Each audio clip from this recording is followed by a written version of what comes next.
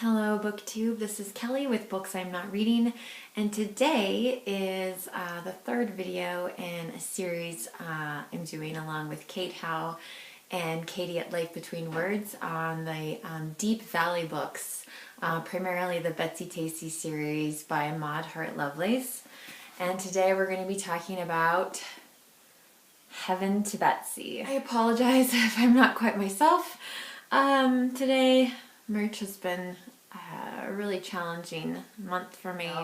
But of course I've waited until the last minute to make this video. I just don't feel like I quite have the energy that I should to be making this video, but I'm going to give it a shot anyway and we'll see how it goes. So this book I think is really like a turning point in the series because before now it's been Betsy-Tacy, or it's been Betsy-Tacy and Tib, and this is where the series really shows you that Betsy is the primary character. So Tacy is still there and still wonderful as always, and Tib has actually moved to Milwaukee, and just like you would expect, the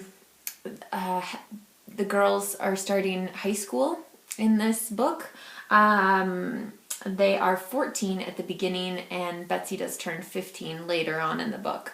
But it's a big, there's a whole new cast of characters, including Caroline Sibley, who's called Carney, and later this year we're going to read Carney's House Party, so I'm really curious as to what that is like.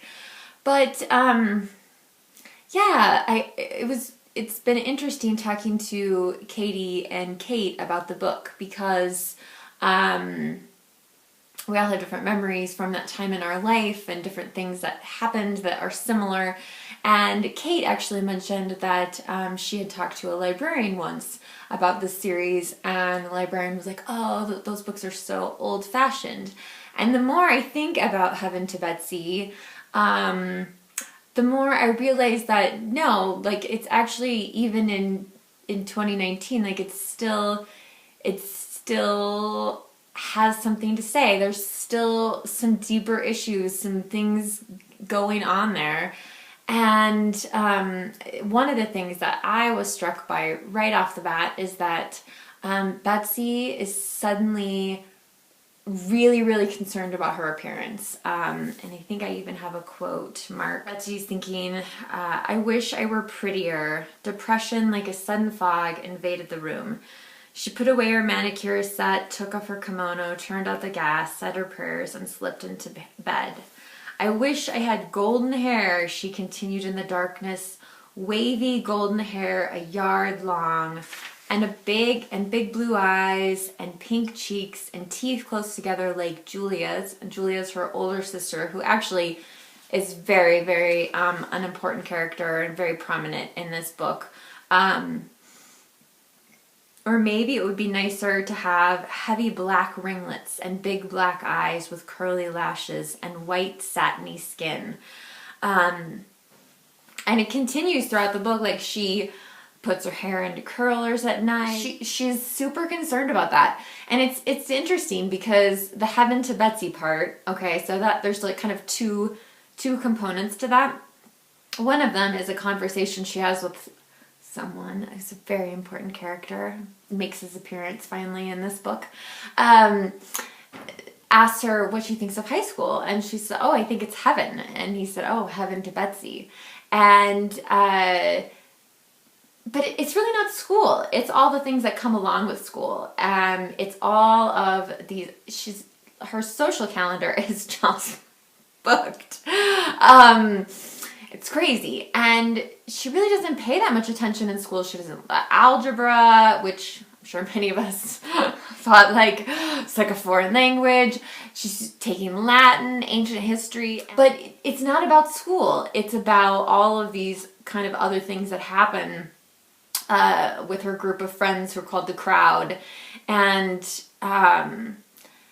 two of her friends, Carney and Bonnie, are very focused on like when they're going to get married, and they have hope chests, and they have needlework that they're doing, that they're, you know, saving away until they're married. And there's no, I love this about the book, is that there is no judgment on that.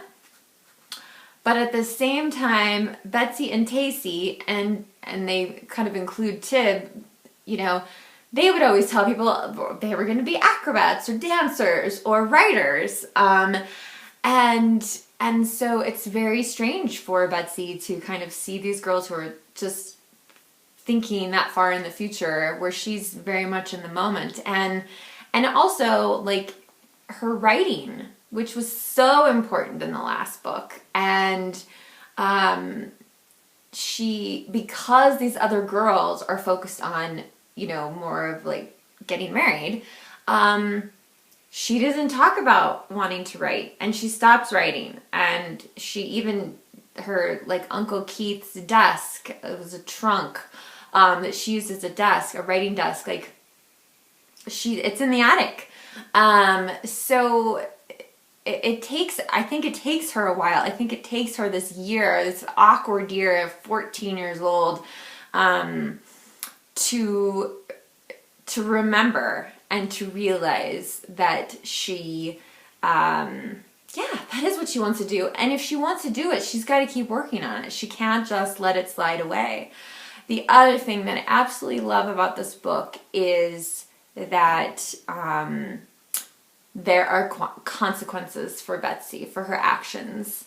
Maud Hart Lovelace does not let her get away with ignoring her studies and ignoring things that are important to her. She thinks she's smart enough, she's clever enough that she thinks she can get away with some things, but she can't, in truth. And I just love that about the book. Now, this book differs from most books about 14-year-olds in the fact that there's not, like, you know, girls fighting each other over a boy, although there is a lot of boy craziness.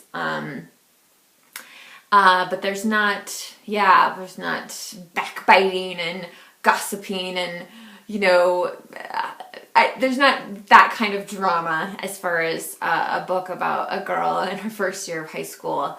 But I still think it's just really, it was really interesting to read it again, because I'd completely forgotten a lot of this stuff from the last time around. And actually talking to Kate and Katie about it really made me think more about some of these kind of bigger issues that are going on in the book now. And unfortunately, it also made me think about my own life at 14. And for even in a small town where there was one elementary school, one middle school, and one high school being 9th through 12th grade in my community, when I went to high school, it was a different world, and there were a lot of things that I really cared about before that I let go and I forgot about, or I was focused on the wrong thing. I don't want to relive that year of my life, but that year of my life and the first year, my freshman year in college, were both just real game changers for me. I did a lot of stupid things, whereas I think Betsy does. The mistakes that she makes are foolish, but they are not. She's not really, for the most part, she's not hurting anybody else except herself. Whereas I was just on a crash course for, all kinds of bad stuff, especially in college. But we'll get there later. The other great thing about this book, talk about a teenager's dream set of parents. Mr. and Mrs. Ray. They are fantastic.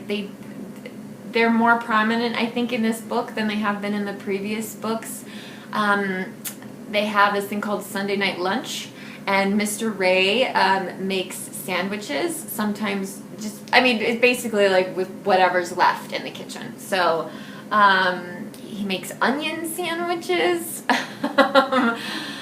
Not sure quite what I don't know. It might be okay. I might be able to handle that. But anyway, all kinds of different things. And Betsy and her sister and all of their friends are welcome to come over, and they basically eat sandwiches. Oh, and then he makes coffee and he puts an egg in it. And Kate said, like, that's a real thing. Like, it was maybe a Swedish thing or something. I'm not sure. If anybody knows anything about that, I would be really, really curious to hear why you would. I mean, like, it sounds like he even puts the shell in the coffee. So I found that quite interesting. The other thing is that Mrs. Ray falls in love with a brass bowl that she wants to put in the front window.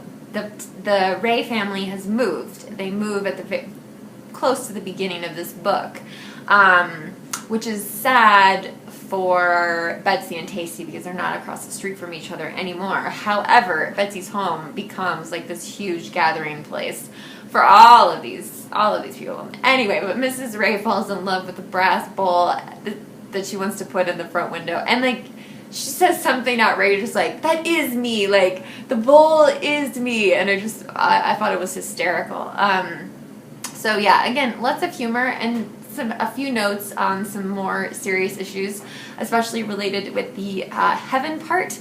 It's not just the high school is heaven, but what church do Julia and Betsy want to belong to, and what church does their family belong to? And it's I guess at the time it was quite controversial for young girls to basically tell their parents that they want to be members at another church. And fortunately, Betsy has the kind of family that they're fine with that, and even Mrs. Ray was like kind of just waiting for them to tell them that, to let them know that that's how they felt. So anyway, lots of good stuff in here, and yeah, I think I'm gonna leave it at that for today. The next book that we're going to read for April is Betsy in Spite of Herself. So looking forward to that. And if you make a Betsy-Tacy video, if you'd please put hashtag Betsy-Tacy 2019 in it so that we can find it. On my channel there is a playlist of all the Betsy-Tacy videos as part of the series that I'm aware of. But I might have missed some of them, so let me know if I'm missing your video, your Betsy-Tacy video. Yeah, thanks you guys. So, thanks for letting me talk about these books. Remember to be kind to yourself, to be kind to others. Be gentle, okay? It's tough out there. So, and I will talk to you guys soon. Thank you so much for watching.